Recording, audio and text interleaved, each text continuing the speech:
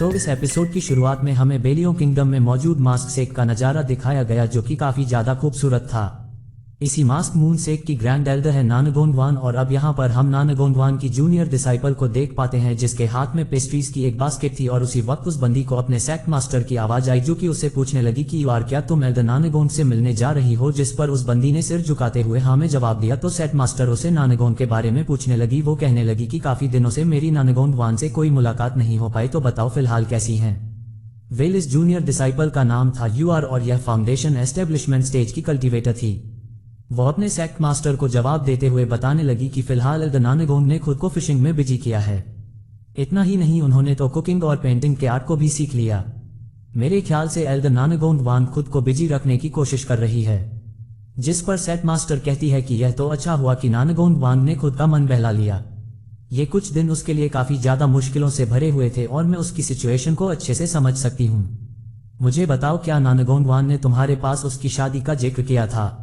जिस पर यूआर कहने लगी कि एल्डर नानगोंडवान तो कोई बात नहीं करती, वो तो खुद में ही इतनी बिजी रहती है कि मुझ पर तवज्जो भी नहीं देती। और अब हमें मासूमून से की लीडर दिखाई गई जिसका नाम था कि वेल यही बंदी अपनी माइंड पावर का इस्तेमाल करते हुए यूआर से बात कर रही थी और उससे पूछ रही थी कि बताओ क्या नानगोंडवान अभी भी पेस्ट्रीज खाती है। जिस पर यूआर कह रही थी कि हाँ स्वीट तो उन्हें काफी ज्यादा पसंद है।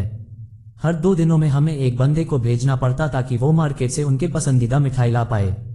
हमारे एक आउटर डिसाइपल युवान को स्पेशली इसी काम के लिए रखा गया था और वो मार्केट से जितनी भी पेस्ट्रीज लाता है एल्डर नानगोंडवान उन्हें पूरी तरह से फिनिश कर देती। अब ये सुनते साथ ही सेक्ट मास्टर को थोड़ी सी रिलैक्स हो गई। दरअसल वो परेशान थी नानगोंडवान की शादी के लिए क्योंकि नानगोंडवान इस रिश्ते के लिए बिल्कुल भी तैयार नहीं थी और बेसिकली यहाँ पर जबरदस्ती उसकी शादी की जाने वाली है। सेक्ट मास्टर केओ यूआर से कहने लगी कि अगर नानगोंडवान ने कोई भी जिक्र किया तो बस मुझे बता देना। लेकिन फिर केओ को ऐसा लगता है कि भला वान की बातों से क्या ही फर्क पड़ने वाला है।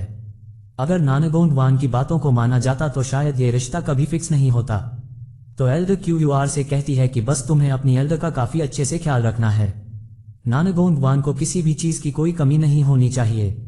सो यूआर भी अपने सेट मास्टर की बातों को अग्री करते हुए सीधे नानगोंडवान की तरफ निकल पड़ी। यहाँ पर सेट मास्टर क्यू नानगोंडवान से कहने लगी कि मेरी सिस्टर मैं बस तुम्हें सेफ देखना चाहती हूँ। ये जो कर्जा है मैं खुद उसे उतार दूंगी। अब क्यू का क्या प्लान था इसके बारे में हमें फिलहाल तो बताया नहीं गया और उतने में से मास्टर क्यू के हॉल में एक सर्वेंट पहुंच जाती है। उसने आते साथ ही अपने से मास्टर को एक खबर दी। वो कहने लगी कि बेयूसे के एनवाओ आपसे मिलना चाहते हैं। फ्लाइंग कैरेज ने बेलियांग किंगडम में एंटर किया है। वो बस थोड़ी देर में हमारे सेक्ट में पहुंच जाएंगे। जिस पर क्यू कह रही थी कि फिर तो मुझे खुद ही जाकर एनवाया को ग्रीट करना होगा। और अब हमें मासूम सेक के ढेर सारे डिसाइपल्स दिखाए गए जो कि उसी एनवॉय के स्वागत के लिए तैनात हो चुके थे और ये सभी डिसाइपल्स काफी ज्यादा परेशान हैं। उन्हें ये समझ नहीं आ रहा था कि इन्हें इतनी अर्जेंट नोट पर यहाँ पर क्यों बुलाया गया। आखिर आज यहाँ पर कौन आने वाला है। उनमें से कुछ बंदे कह रहे थे कि आज हमारे यहाँ पर एक इम्पोर्टेंट गेस्ट आने वाला है। तो सेक्ट मास्टर क्यू चाहती थी कि हम सभी उनका स्वागत करें और इसी वजह से यहाँ पर कल्टीवेटर्स के साथ साथ पूरे स्टाफ को भी बुला लिया और इसी कल्टीवेशन की भीड़ में हम हानेली को भी देख पाते हैं जिसने इल्जरी फॉर्म टेक्निक का इस्तेमाल करते हुए खुद को युवान के फॉर्म में बदल लिया था। वेल युवान इसी सेक्ट का एक आउटर डिसाइपल है जिसका काम था नानगोंडवान के लिए मिठाई लाना। सो असली युवान को नौकू करके हली यहाँ पर पहुंच चुका है। उसे बस नानगोंडवान से बात करनी थी ताकि वो इस मैरिज अलायंस के बारे में जान सके। साथ ही हली को अपने स्टोरेज बैग में से सिल्वर मून की आवाज आने लगी। वो कह रही थी मास्टर यहाँ पर एक बहुत ही स्पेशल बंदा आने वाला है, देखो तो उसके ग्रैंड वेलकम के लिए इतने सारे डिसाइपल्स को बुला लिया। जिस पर हली जवाब देते हुए कहने लगा कि शायद इस मैरिज अलायंस के पीछे इसी बंदे का हाथ होगा। यही रीजन होगा कि मासूमून सेक्ट इस बंदे को डिसपॉइंट नहीं करना चाहता और उतने में वहां पर एक फ्लाइंग कैरेज पहुंच गई। खानली भी इस बंदे को देखने के लिए काफी ज्यादा बेताब था और अब हमें दिखाया जाता है बेयू से एक का मैसेंजर। वो तो इतने सारे कल्टीवेटर्स को देखते साथ ही से एक्ट मास्टर क्यू से कहने लगा कि इतने शानदार वेलकम की कोई जरूरत नहीं थी। मुझे तो सिंपलिसिटी ही सबसे ज्यादा अच्छी लगती है और उतने में से एक्ट मास्टर क्यू भी वहां पर पहुंच गई। सभी कल्टीवेटर्स ने उसके सामने अपना सिर झुकाया था तो मजबूर होकर हली को भी उसे ग्रीट करना पड़ा। और अब सेट मास्टर क्यू अपने मेहमान से कहने लगी कि आप 9 किंगडम अलायंस के डिप्टी लीडर हो, तो ये हमारे मासूमून से का फर्ज बनता है कि आपके स्वागत में कोई कमी नहीं रहनी चाहिए। अब ये सुनते साथ ही वह बंदा तुरंत ही सेक्ट मास्टर की तरफ रवाना हो गया। उसके चलते साथ ही वहां पर अपने आप डिवाइन स्टेट्स क्रिएट हो रही थी। विलेन का नाम है ओपिंग और ये बेयूसेक के मैसेंजर थे। साथ ही नेसेंट सोल स्टेज के मिड लेवल की पिक पर पहुंच चुके हैं। और सेक्ट मास्टर क्यू की तारीफें करते हुए कहने लगा कि आपके मासूम सेक्ट ने पूरे लिंगलोंग माउंटेन पर अपना डोमिनेंस साबित किया।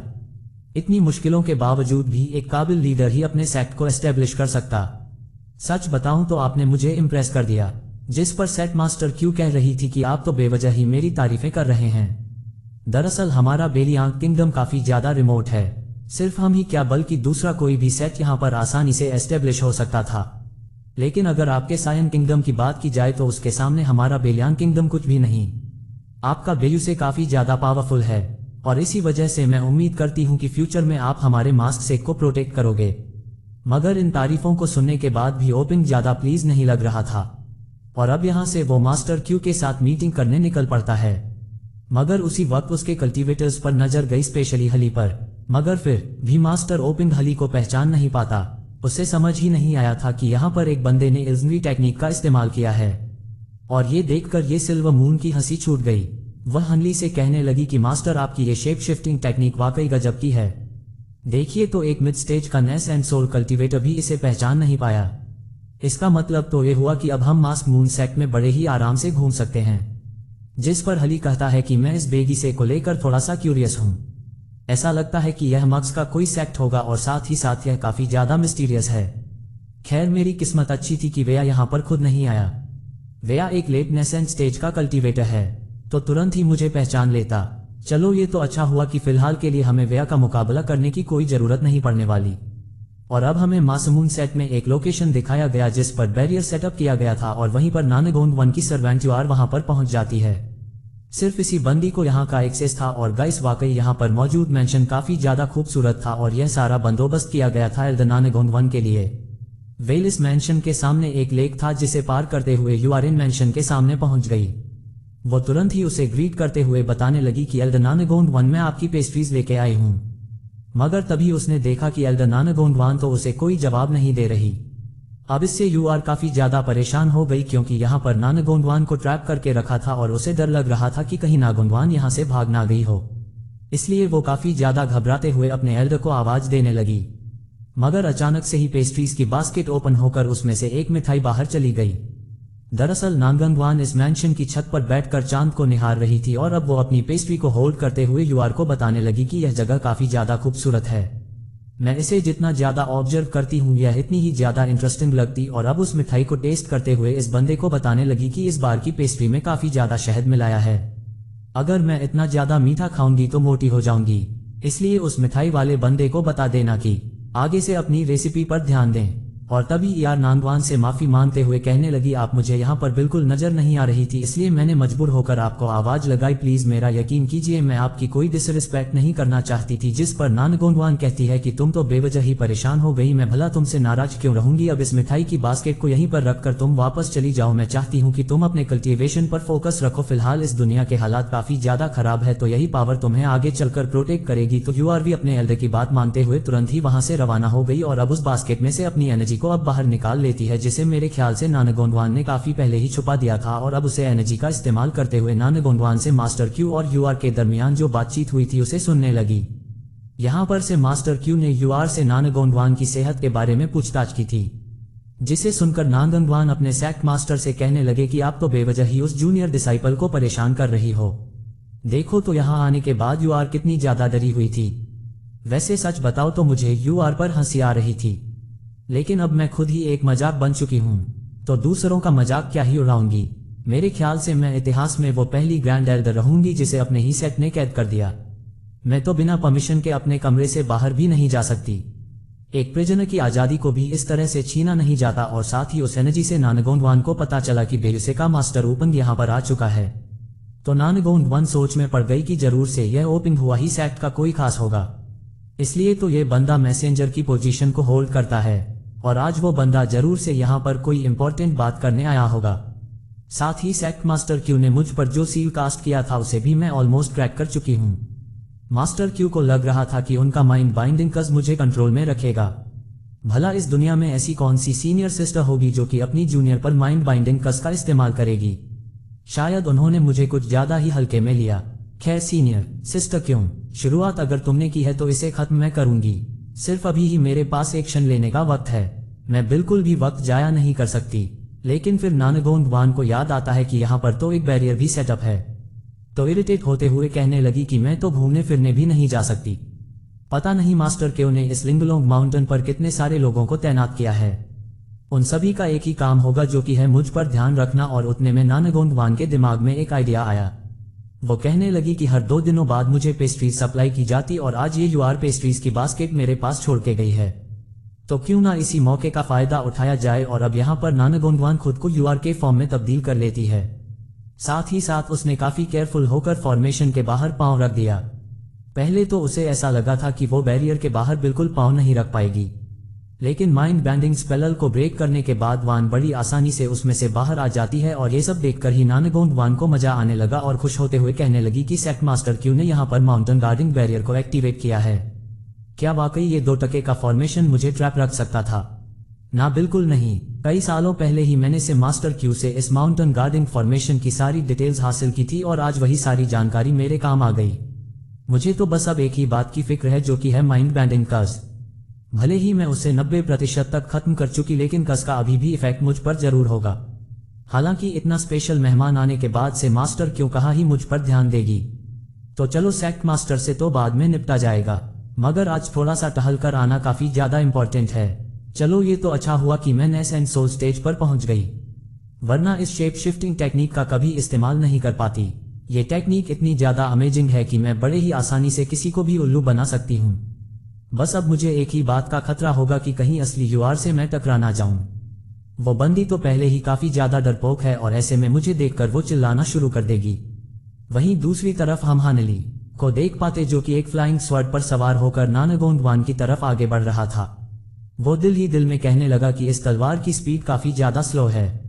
आजकल हली अपने विंड एंड थंडर विंग्स का इस्तेमाल करके हवा से बातें करता है, तो जाहिर सी बात है कि उसे स्पीड स्लो लग रही थी। और उतने में उसे फील हुआ कि यहाँ पर बस थोड़ी ही देर में कुछ कल्टीवेटर्स आने वाले हैं। और होता भी बिल्कुल वैसे ही मासूम सेक के 2 लोग उसके सामने अपीयर हो गए। उन्होंने एक हल्का सा बैरियर सेटअप किया था जिसे हली बड़ी आसानी से पार कर सकता है, मगर वह जानबूझकर कमजोर होने का नाटक करने लगा। अब वहां मौजूद बंदी तुरंत ही हानली से पूछने लगी कि तुम यहाँ पर क्या कर रहे हो? तुम्हारी शिफ्ट तो ऑलरेडी खत्म हो चुकी है, तो तुमने घर जाकर आराम करना चाहिए। तो हली तुरंत ही इन दोनों को ग्रीट करते हुए कहने लगा कि दरअसल हमारे फैमिली के इंसेस्टर ने मुझे याद किया है। हमारे इंसेस्टर को काफी दिनों से फ्रेश लोट्स के चेज नट केक खाने थे, तो मैं सिर्फ उन्हीं के खातिर माउंटेन से नीचे जाकर ये मिठाई लेके आया हूँ। मैं तो अपने इंसेस्टर को जरा भी नाराज नहीं करना चाहता। जिस पर वो बंदा कहने लगा कि वैसे तो पेस्ट्रीज को डिलीवर करने का काम यूआर का है, हर रोज सिर्फ वही एल्डर नानगोंग वान को पेस्ट्रीज सर्व करती है। तो तुम एक काम करो, यूआर से मिलने के लिए साइड हॉल पहुंच जाओ। ये बास्केट यूआर के हाथ में थमाकर जल्दी से वापस आ जाना। मैं नहीं चाहता कि तुम इधर उधर भटकते रहो। हमारी से एक्ट मास्टर केओ ने यह ऑर्डर दिया है कि कोई भी एल्डर नानगोंग वान को डिस्टर्ब नहीं करेगा, तो गलती से भी उस बैरियर के पास मत जाना। जिस पर हली भी हाँ में हाँ मिलाते हुए कहने लगा कि मैं बिल्कुल उन्हें डिस्टर्ब नहीं करूंगा। और अब इन दोनों ने हली का रास्ता क्लियर कर दिया। उसके वहां से जाते साथ ही वो बंदा कहने लगा कि यह युवान काफी ज्यादा मेहनती है, अगर ये थोड़ा और टैलेंटेड होता तो वाकई कल्टीवेशन में अच्छी प्रोग्रेस करता, मगर कोई बात नहीं, वो हार्ड वर्क करके जरूर से खुद को इम्प्रूव कर लेगा। सो इस तरह से हली साइड हॉल में पहुंच चुका था। वहीं दूसरी तरफ नानगोंग वान भी यर्क के फॉर्म में उसी हॉल की तरफ आगे बढ़ रही थी। ये दोनों भी काफी ज्यादा केयरफुल है कि कहीं इनका असली फॉर्म एक्सपोज ना हो जाए। साथ ही इनके हाथ में मिठाइयों की बास्केट थी। चलो ये तो अच्छा हुआ कि हली के कहने पर नानगोंग वान ने मिठाइयां खाना बंद नहीं की थी। और फिर इसी तरह से ये साइड हॉल से गुजरते हुए डोर पर पहुंच जाते हैं और फिर एक दूसरे को सामने देखते साथ ही ये दोनों थोड़े से पैनिक हो गए। हली दिल ही दिल में कह रहा था कि शायद यही जूनियर यूआर है जो कि नानगोंग वान तक मिठाइयां पहुंचाने का काम करती। इसीलिए वो तुरंत ही अपना सिर झुकाते हुए यूआर को ग्रीट करने लगा। साथ ही यहाँ पर उसने यूआर को आंटी कह के पुकारा था। वो कहने लगा, आंटी यूआर मेरे ग्रीटिंग्स को एक्सेप्ट कीजिए।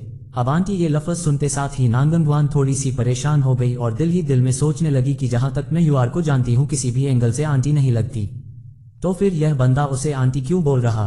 खैर मुझे इन दोनों के रिलेशनशिप से कोई लेना देना नहीं, इसलिए नानगोंग वान थोड़ा सा हेजिटेट होते हुए युवान से पूछने लगी कि तुमने इतनी देर क्यों लगाए, मैं काफी टाइम से तुम्हारा इंतजार कर रही थी। अब ये सुनते साथ ही हानली ने भी फैसला लिया कि वो कुछ देर तक पोलाइट बनने की नौटंकी करेगा। इसलिए वो यूआर को बताने लगा कि जो केक हमारी एल्डर को पसंद है वो पूरी तरह से सोल्ड आउट हुए थे। तो अगली बैच बनने तक मुझे इंतजार करना पड़ा, लेकिन जैसे ही केक प्रिपेयर हुए मैं तुरंत ही यहाँ पर पहुँच गया। अब ये सुनते साथ ही नानगोंगवान भी थोड़ी सी हेजिटेट करते हुए युवान का शुक्रिया अदा करने लगी। वो कहने लगी कि चलो फटाफट से वो केक्स मेरे हवाले करो, मैं उन्हें एल्डर तक पहुंचा दूंगी। हम एल्डर को ज्यादा देर तक इंतजार नहीं करवा सकते वरना वो गुस्सा हो जाएगी।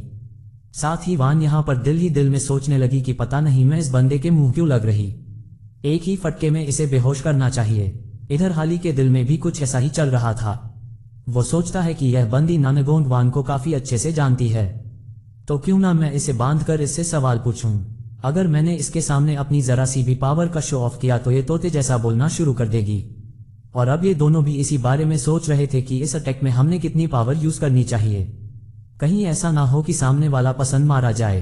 दरअसल हनली और नानगोंगवान ये दोनों भी नेस एंड सोल कल्टीवेटर हैं और इन्होंने एक ही टेक्निक का इस्तेमाल किया था जिसे शिफ्ट शिफ्टिंग कहा जाता है। इसी वजह से ये दोनों भी एक दूसरे के असली फॉर्म को देख नहीं पा रहे थे और फाइनली इन दोनों ने एक दूसरे पर अटैक करने का मन बना लिया। हालांकि इनका टाइमिंग भी एकदम परफेक्ट था। एक ही साथ इन दोनों ने अपनी अपनी पावर्स का यूज किया जिसके चलते वो बास्केट इनके हाथ से छटक जाती है और अब ये दोनों एक दूसरे पर हमला कर पाए। इससे पहले यूआर अपने कमरे से बाहर आ गई और काफी मजे में आलस दे रही थी, लेकिन उतने में उसकी नजर पड़ी अपनी ही कॉपी यूआर पर। वहीं पर हली भी समझ गया कि यही असली यूआर है, तो इसका मुंह बंद करना काफी ज्यादा इंपॉर्टेंट था। इसीलिए इन दोनों ने एक साथ मिलकर पहला तो यूआर को बेहोश कर दिया और अब नानगोंगवान गुस्से में हली से पूछने लगी कि बताओ एग्जैक्टली तुम हो कौन और तुमने हमारे मासूम सेक के सेक्रेट ग्राउंड पर पांव रखने की जरूरत कैसे दिखाए। तो हली भी उसे एटीट्यूड में उससे पूछने लगा कि यह सवाल तो मैं भी तुमसे पूछ सकता हूँ, बताओ तुम कौन हो और तुमने यूआर का फॉर्म क्यों लिया, बताओ तुम आखिर चाहती क्या हो। जिस पर नानगोंगवान कहने लगे कि फालतू के सवाल पूछकर मेरा दिमाग खराब मत करो, तुम्हारी इतनी औकात नहीं है कि तुम मुझसे सवाल पूछो, इसलिए फटाफट से एक्सप्लेन करो कि तुम यहाँ पर आए क्यों थे। अगर मुझे तुम्हारी इरादों में जरा भी खोट नजर आई तो मैं यहाँ के अलार्म को बजा दूंगी। अलार्म का साउंड सुनते साथ ही पूरा की पूरा सेट यहाँ पर पहुंच जाएगा और अगर वो लोग यहाँ पर आए तो फिर तुम्हारी कोई खैर नहीं। फिर यह मत बोलना कि मैंने तुम्हें बताया नहीं था। जिस पर हली कहता है अच्छा तो तुम यहाँ पर अलार्म बजा के सबको बुलाना चाहती हो, लेकिन अगर तुमने ऐसा किया तो मुझसे ज्यादा मुसीबत में तुम फंसोगी। जब वो लोग यहाँ पर 2 यूआर को देखेंगे तब जरूर से तुम्हें हंट डाउन करेंगे, इसलिए फालतू की धमकियां देकर मुझे डराने की कोशिश मत करो। वेल यहाँ पर हली इस बंदी पर अपना डोमिनेंस साबित करना चाहता था और ये देखते साथ ही नानगोंगवान ने फटाफट से अपनी ब्लेड को बाहर निकाल लिया। वेल ये ट्रेजर काफी ज्यादा यूनिक था और हली ने इसे फॉरबिडन लैंड में विटनेस किया है। उस वक्त नानगोंगवान ने अपने इसी इनेट वेपन का इस्तेमाल करते हुए पाइथन के साथ फाइट की थी और तभी नानगोंगवान उससे पूछते हैं कि बताओ एग्जैक्टली तुम हो कौन।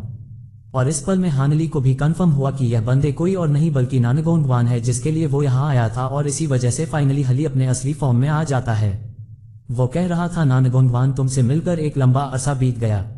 अब हानली को अपने सामने देखते साथ ही इस बंदे की दिल की धड़कनें तेज हो गई। उसे तो लगा था कि हली एक लंबे अरसे पहले ही मर चुका है, इसीलिए वो काफी ज्यादा हैरान होते हुए हानली से पूछने लगी कि क्या ये वाकई तुम हो। जिसके बाद वो परेशान होते हुए हानली से झूठ बोलने लगी कि ना मैं नानगोंगवान नहीं हूँ, मैं तो कोई और हूँ। अब ये सुनते साथ ही हानली को हंसी आने लगी। वो कह रहा था अच्छा तो तुम नानगोंगवान नहीं हो तो मेरे ख्याल से तुम उसी की जुड़वा सिस्टर होंगी, लेकिन मुझे ये पता नहीं था कि नानगोंगवान जैसी उसकी सिस्टर को भी मिठाइयाँ पसंद है।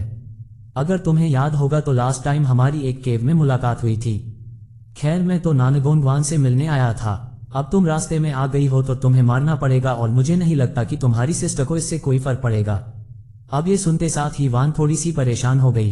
तभी हली उसे कहता है कि यह सब करने की कोई जरूरत नहीं, मैं ऑलरेडी तुम्हें पहचान चुका हूँ। शायद ये बात तुम्हें याद होगी कि मैंने तुमसे वादा किया था अगर तुम कभी भी किसी खतरे में पड़ जाओ तो मैं तुम्हें प्रोटेक्ट करूंगा, और इसी वजह से मैं अपना वादा पूरा करने के लिए यहाँ पर आ चुका हूँ।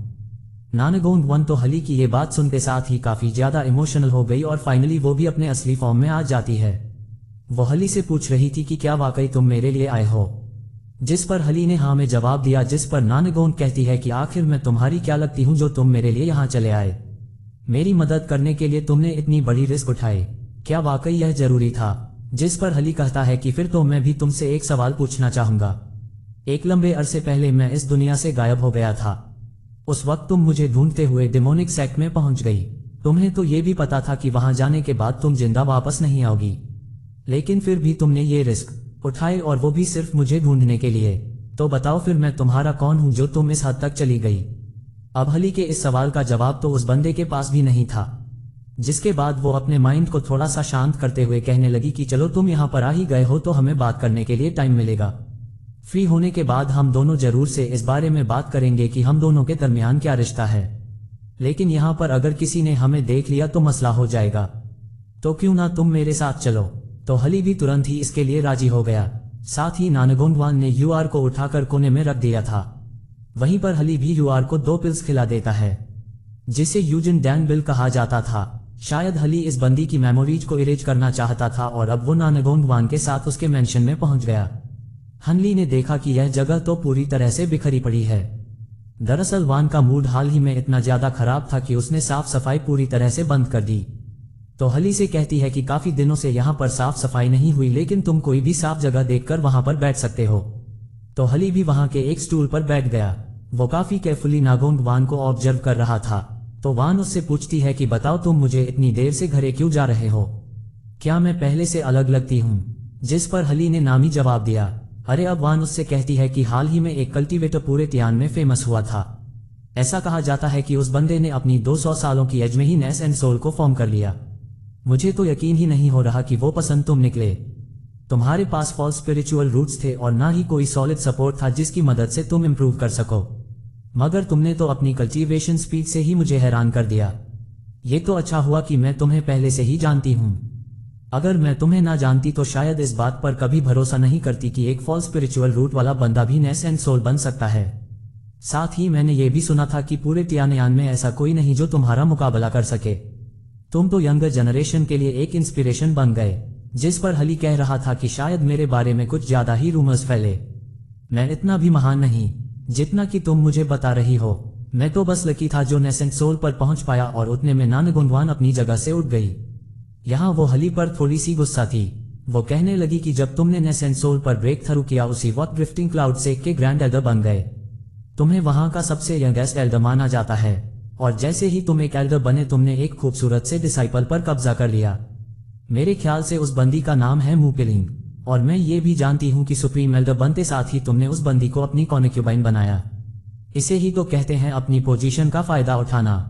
अब ये सुनते साथ ही हानली समझ गया था कि वह बुरी तरह से फंस चुका है। नानगोंडवान के मूड से ही पता चल रहा था कि वह उस पर काफी ज्यादा गुस्सा है। अब हली इस बंदे को क्या जवाब देगा ये हमें अगले एपिसोड में पता चलेगा। Thank you so much for watching. Bye bye, take care.